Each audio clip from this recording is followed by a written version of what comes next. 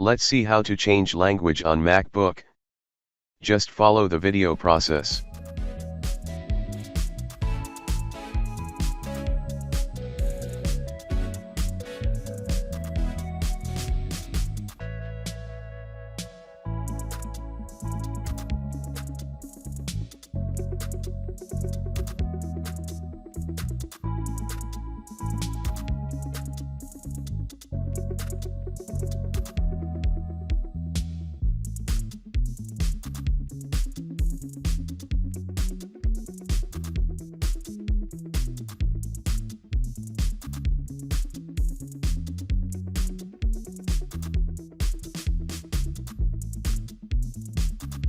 Now your computer will restart and the language will change.